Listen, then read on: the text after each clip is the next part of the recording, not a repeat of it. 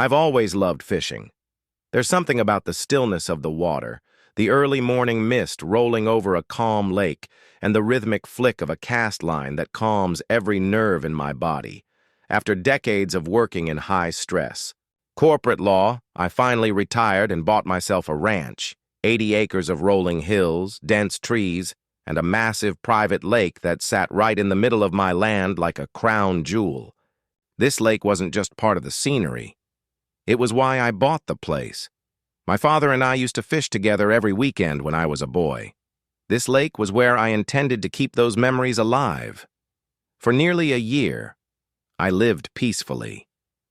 Every morning, I'd brew a fresh cup of coffee, load up my fishing gear, and head down to the dock. Sometimes I'd catch something, sometimes I wouldn't. Didn't matter. That lake, my land, it was my sanctuary. But peace is a fragile thing, especially when a homeowners association is nearby. My ranch sat adjacent to a gated development managed by the Willow Creek HOA. Their houses were fancy, but packed together like sardines.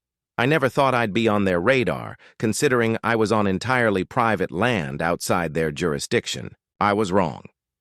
It started small, as these things always do.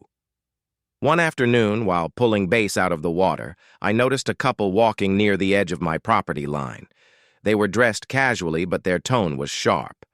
"Excuse me," the woman called, waving her phone in the air. "Do you live here?" I nodded. "Sure do. Can I help you with something?" She gave me a tight-lipped smile. "I'm Karen. I'm the HOA president for Willow Creek. This lake is visible from our community walking trail. We've received complaints." "Complaints about what?" I asked. She shifted, uncomfortably. "About you fishing in the lake. It's not aesthetically pleasing. Some homeowners believe it affects property values." I stared at her, stunned for a second, then chuckled. "This is a private lake, on my land. It has nothing to do with your neighborhood." She bristled. "We're still getting complaints.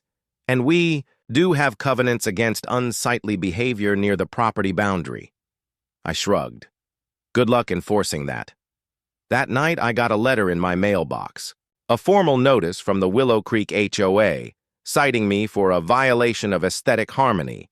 They were demanding I stop fishing between the hours of 6 a.m. and 10 p.m., or face fines. Now, anyone who knows property law understands this was nonsense. They had no jurisdiction. Still, I called their office to clarify, thinking it might just be a misunderstanding. "Nope. You're technically within the visual scope of our community," their representative said. "That allows us to enforce limited provisions concerning visible activities." I laughed so hard I nearly dropped the phone. "Visual scope? What is this, the NSA?" They weren't laughing. By the end of that week, I had received 3 more notices and a $1,000 fine. Of course, I didn't pay it. Instead, I called my attorney, Sam Delgado, my old law partner. We reviewed my deed, which clearly showed the lake as part of my property.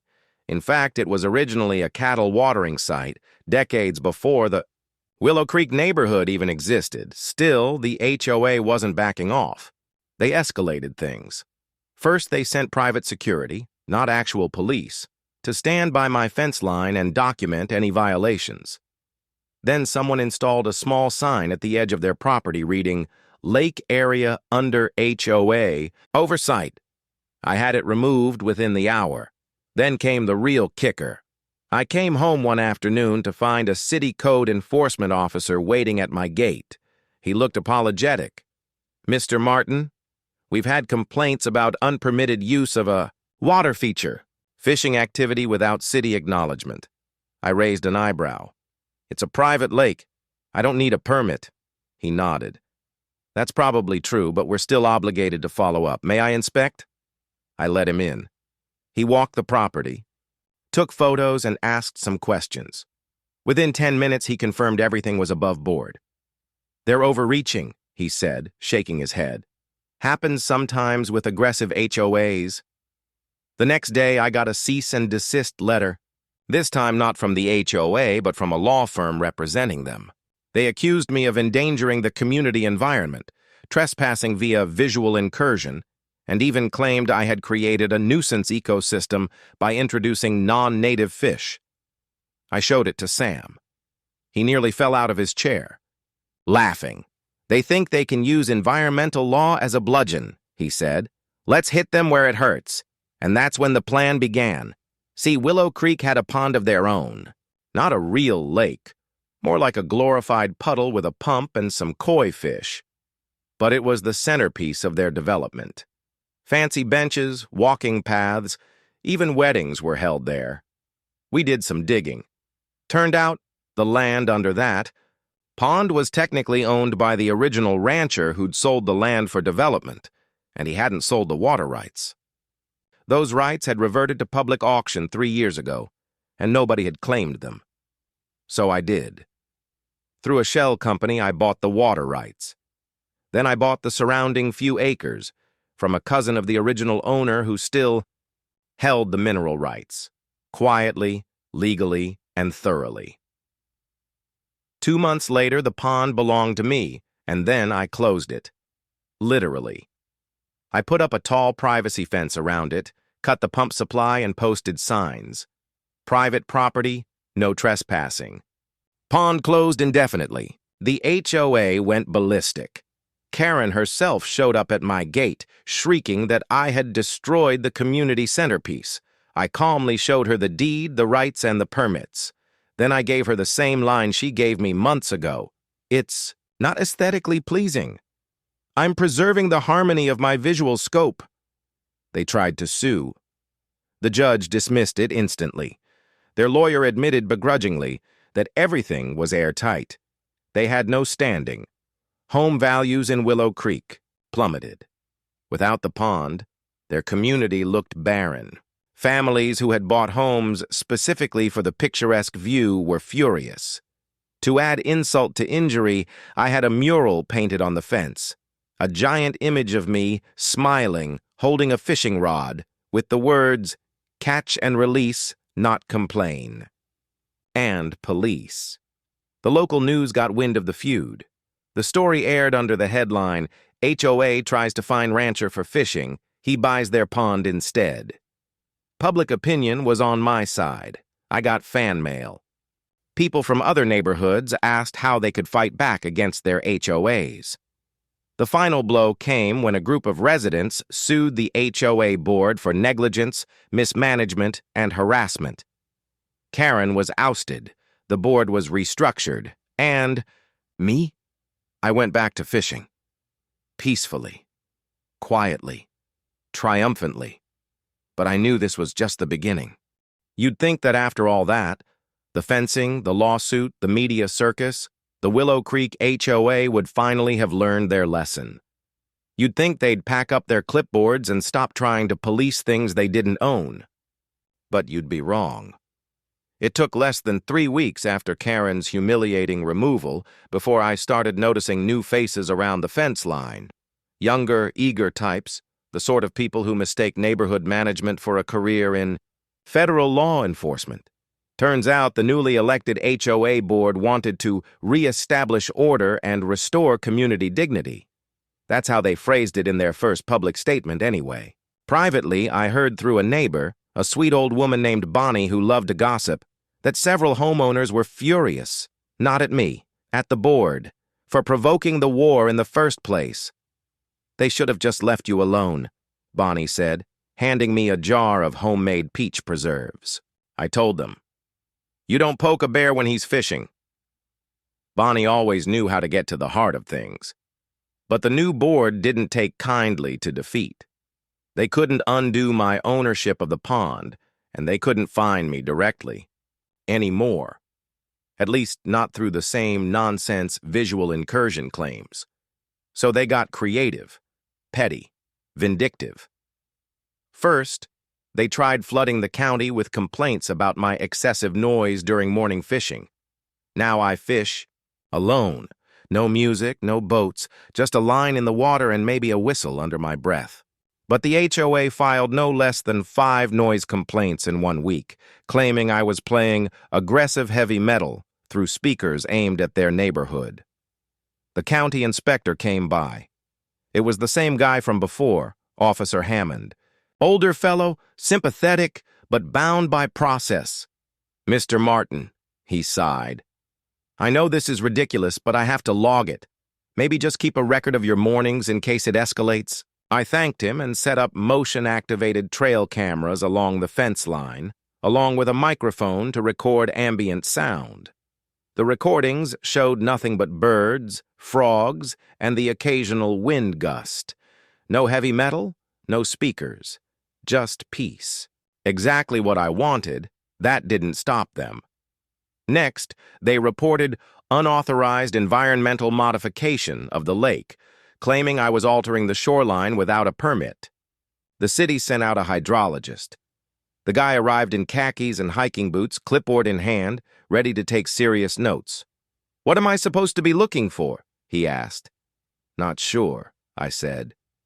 "I haven't changed a thing." He spent an hour walking the perimeter, muttering to himself, taking samples. At the end of it, he gave a slight chuckle.